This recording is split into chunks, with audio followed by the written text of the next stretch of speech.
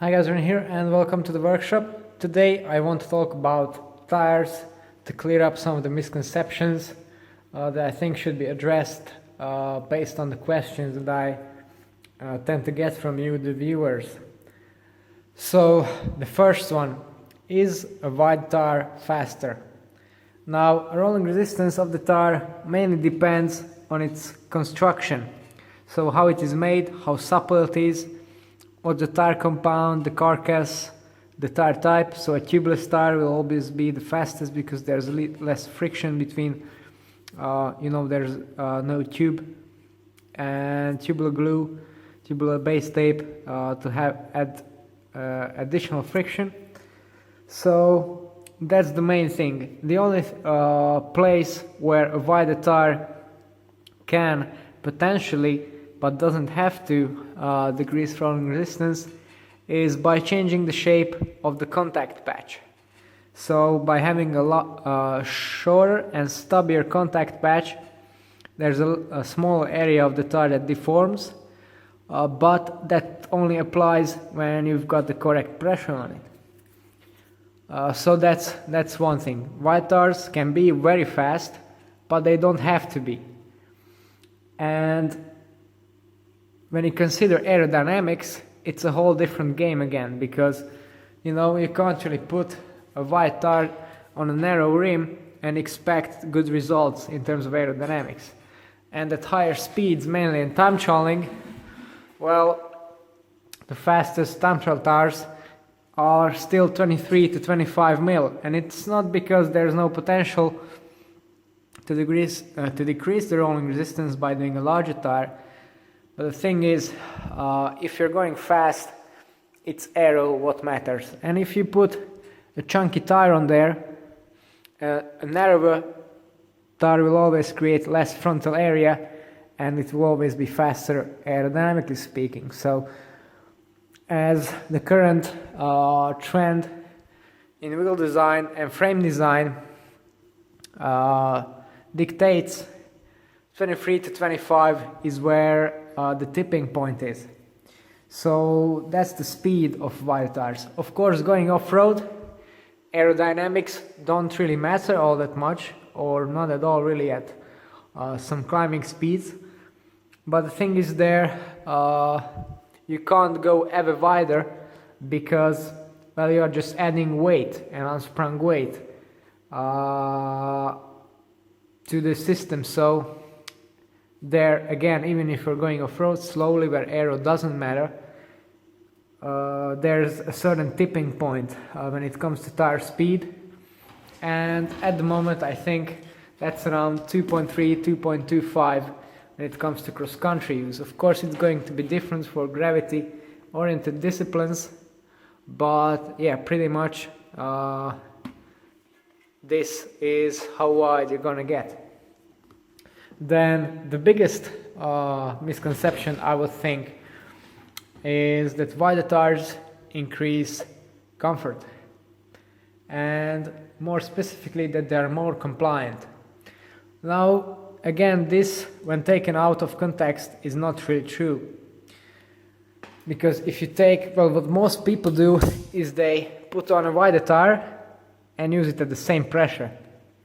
But the thing is, air springs, and the tire is an air spring, work in a way that, well, if you increase the volume and you put in the same pressure, you actually increase the stiffness and the progressivity of the spring.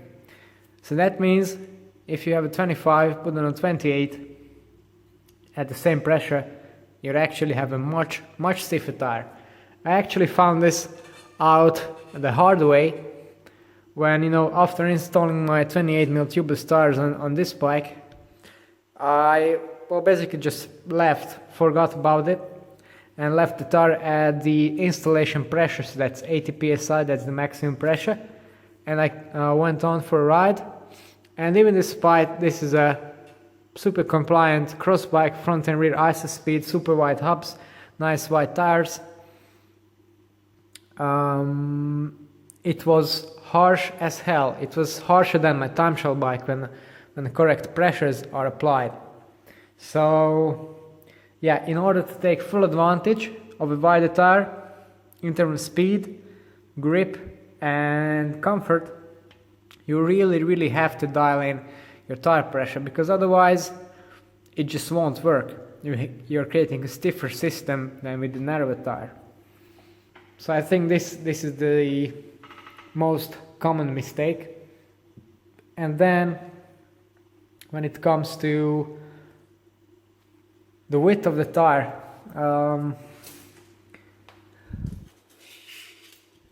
you have to take that, at least in clincher form, with a grain of salt as well. So I have a collection of tires here in different rims, different tires. Let me just show you what I mean. So this is the MV 4.5 AR disc, mega wide, 31mm external, 25mm internal, hookless bead.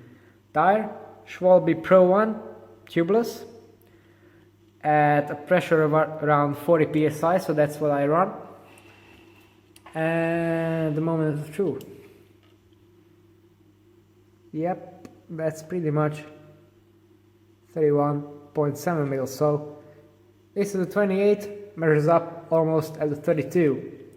So yeah, the rim and tire interface still pretty good, but even though it's just a 28, it bulges out a little bit. But actually, the place where it most hurts you to have a bulging out, or the tire bulging out wider than the rim, is head-on 0 so super high speed. Luckily that's not the case really with the cross bike or sort of gravel adventure do-it-all bike. Then if you look at my road bike, regular 4.5s, latex tube, Corsa G Plus 25mm,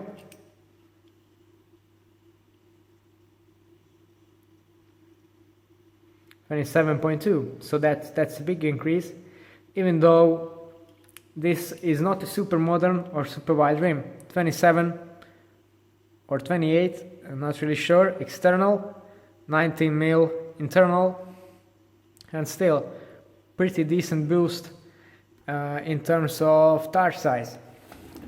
Then time trial bike, same Schwalbe Pro 1, is just a 23mm up front to have optimum aerodynamics. I'm going to show you why in a second. So this is a pretty modern rim, MV 7.8, 29mm external, I think 21mm ish, or 19 perhaps, I'm not really sure, but still pretty wide internal. And let's look at this one. Yeah, 25. So yeah, still pretty decent boost in terms of tire width. And if you look at the rear tire, that's labeled as a 25.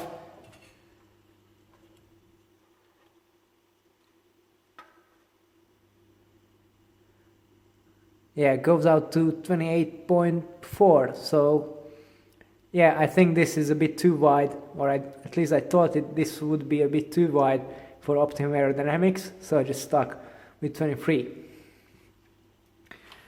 Yeah, so these are the things that you should consider when choosing your tire size and tire pressure.